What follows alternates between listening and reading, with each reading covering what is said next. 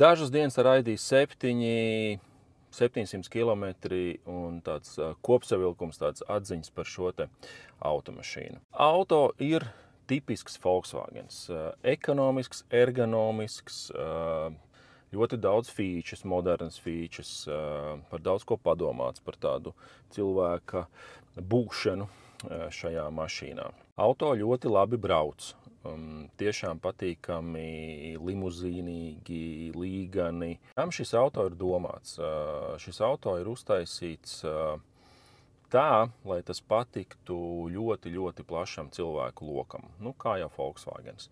Šis auto patiks gan uzņēmumu menedžeriem, šis auto patiks ģimenēm ar bērniem, šis auto patiks tiem, kuri grib ceļot ar auto, tiem, kuri brauc ikdienā tālus gabalus. Par nobraukumu runājot 550 km. Tas nav tas, kas rakstīts uz papīra kādā bukletā, bet tas ir reāls, pārbaudāms, reālos apstākļos dabonams range.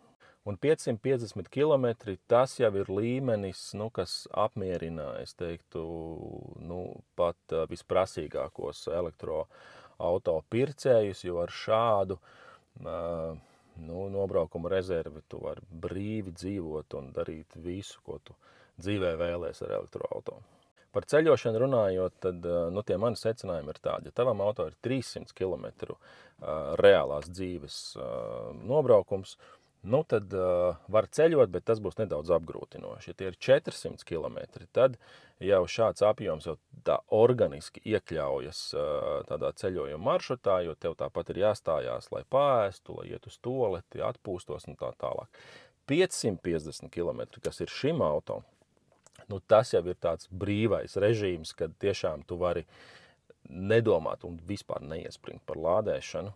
Jo pa ceļam galpunktos visur tev tā lādēšana būs pieejama un tā plānošana ir vajadzīga ar vien mazāk. Protams, šim auto ir arī mīnusi un tādas lietas, kas varbūt kaitina. Pirmais, kas uzreiz krīt acīs šim elektroauto, tāpat kā daudziem citiem elektroauto, kāpēc nav brīļu turētājs. Nākamā lieta ir braukšanas režīmi.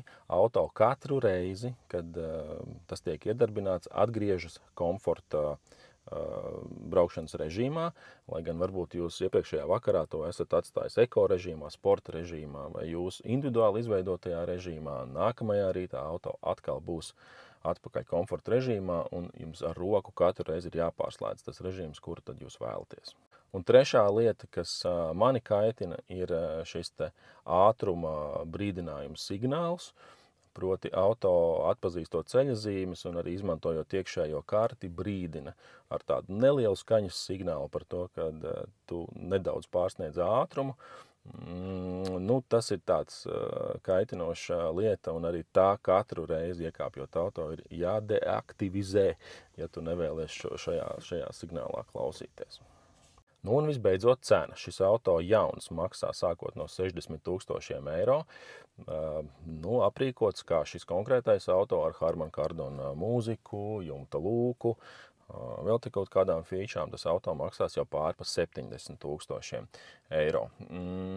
Pavisam drīz šim auto būs pieejams arī universālis, kas droši vien būs vēl dārgāks, un pēc tam arī GTX versija, kurai būs pilnpiedziņa, vēl lielāka jauda. Un, protams, arī vēl lielāka cena visticamāk. Protams, tas ir daudz, bet es domāju, ka šis auto būs diezgan populārs, šis auto būs diezgan pirkts, un tas nozīmē to, ka arī otrreizējā tirgu šie auto būs pieejami diezgan plašā izvēlē. Ja mēs paskatāmies jau šobrīd mobili mājaslapā ir vairāk kā 700 mazlietoti ID7, pēc kāda gada, es domāju, šāds auto ar 20–30 tūkstošu nobraukumu maksās ap 40 000 eiro.